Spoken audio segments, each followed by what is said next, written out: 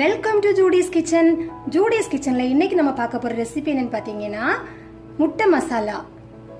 இப்போ நம்ம இந்த ரெசிபி எப்படி பண்றதுன்னு பார்க்கலாம். இந்த முட்டை மசாலா பண்றதுக்காக 5 முட்டை வேக வச்சு எடுத்து வச்சிருக்கிறேன். இப்போ நம்ம இந்த முட்டையை லைட்டா கீரல் போட்டு கொடுக்கலாம். இந்த மசாலா எல்லாம் நல்லா உள்ளாடி பிடிக்கிறதுக்காக இந்த மாதிரி இதை கீரல் போட்டு கொடுங்க.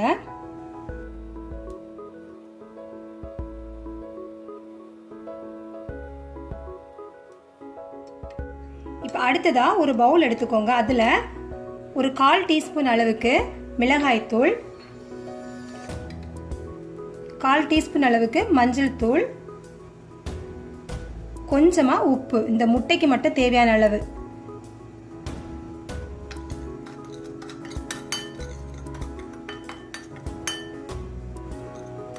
இதுல ஒரு 1/2 டீஸ்பூன் அளவு தண்ணி சேர்த்து இந்த மசாலாவை மிக்ஸ் பண்ணிடலாம்.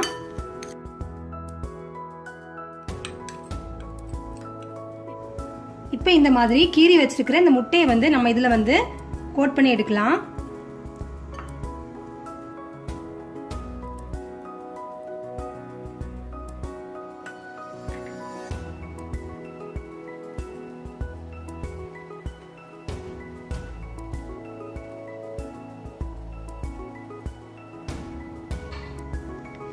இப்போ முட்டையை இந்த மாதிரி மசாலால நம்ம பிரட்டி எடுத்தாச்சு.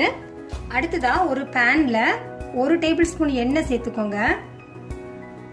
அடுப்பு சிம்லே வச்சுக்கோங்க. இந்த எண்ணெய் லைட்டா சூடாகும் போது நம்ம மசாலா போட்டு வச்சிருக்கோம் இல்லையா, அந்த முட்டையெல்லாம் இதுல போட்டுடலாம்.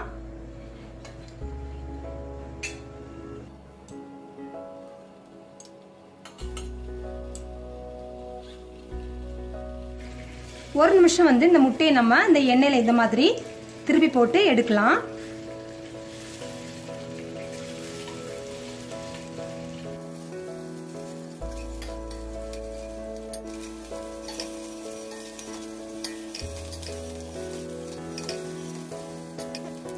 இந்த முட்டையில இந்த மசாலா லைட்டா இந்த மாதிரி ரோஸ்ட் ஆகி வரக்கூடிய டைம்ல இதை நம்ம எடுத்துடலாம்.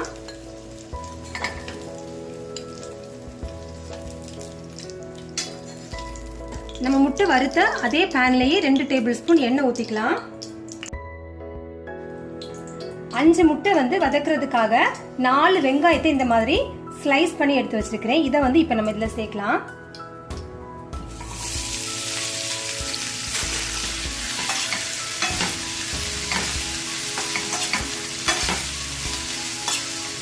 இந்த வெங்காயம் கொஞ்சம் சீக்கிரமா வதங்குறதுக்காக இதுல நான் உப்பு சேர்க்கிறேன். இப்போ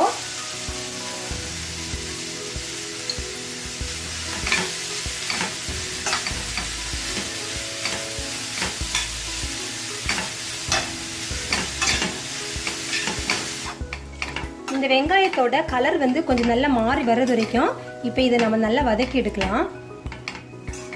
வெங்காயம் இந்த மாதிரி வதங்கி வர்ற டைம்ல 1 டீஸ்பூன் மிளகாய் தூள், 1/2 டீஸ்பூன் மஞ்சத்தூள் இதை சேர்த்து இந்த வெங்காயத்தை கூட இதை நல்லா மிக்ஸ் பண்ணிடலாம்.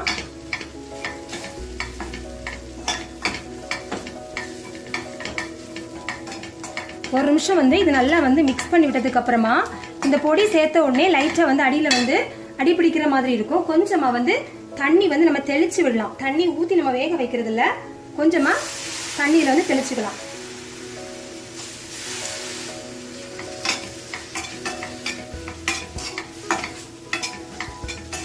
மறுபடியும் இந்த வெங்காயம் இந்த மசாலா எல்லாம் சேர்த்து இன்னும் ஒரு 2 நிமிஷம் இது நல்லா வதங்கட்டும். இந்த மாதிரி நல்லா வதக்குனதுக்கு அப்புறமா கருவேப்பிலை கொஞ்சம் நிறையவே சேர்த்துக்கோங்க.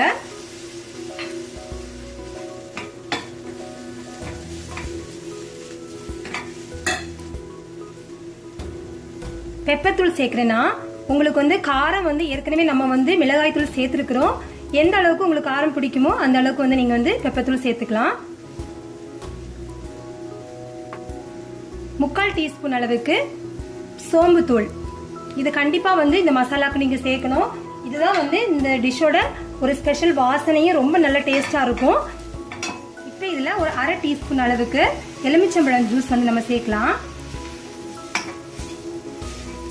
அதையும் சேர்த்து ஒரு வாட்டி இந்த மாதிரி நல்லா மிக்ஸ் பண்ணிக்கோங்க. கடைசியா நம்ம இந்த மாதிரி ஃப்ரை பண்ணி வச்சிருக்கிற இந்த முட்டையை சேர்த்துடலாம். முட்டை சேர்த்ததுக்கு அப்புறமா லைட்டா வந்து மிக்ஸ் பண்ணிக்கோங்க. ஏன்னா வந்து முட்டை வந்து உடைஞ்சிராம மெதுவா இந்த மாதிரி இதை வந்து பிரட்டி எடுக்கலாம். அடுப்பு வந்து சிம்ல வச்சுக்கோங்க.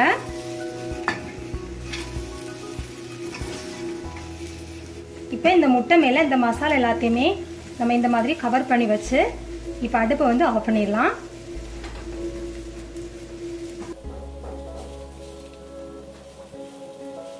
அப்புறமா இதை மூடி வச்சு ஒரு 5 நிமிஷம் வந்து இந்த மசாலா வாசனை எல்லாம் இறங்குறதுக்கு வந்து நம்ம இதை அப்படியே விட்டுறலாம். 5 நிமிஷத்துக்கு அப்புறமா வந்து நீங்க இதை வந்து சர்வ் பண்ணலாம். இப்போ நம்மளுடைய சூப்பரான முட்டை மசாலா வந்து ரெடி ஆயாச்சு. இந்த மசாலா வந்து சப்பாத்தி கூட அப்புறமா வந்து சாதம் கூட எல்லாம் வந்து ரொம்ப சூப்பரா இருக்கும். அதே மாதிரி வந்து நம்ம வெஜிடபிள் பிரியாணி செய்யறப்ப வந்து இந்த முட்டை மசாலா வந்து அதுக்கு நல்ல ஒரு காம்பினேஷன். இந்த ரெசிபி வந்து எல்லாருமே நீங்களும் ட்ரை பண்ணி பார்த்து இந்த வீடியோ பத்தின கமெண்ட்ஸ் எனக்கு போஸ்ட் பண்ணுங்க. இந்த வீடியோ பிடிச்சிருந்தா லைக் பண்ணுங்க, ஷேர் பண்ணுங்க. தேங்க்யூ.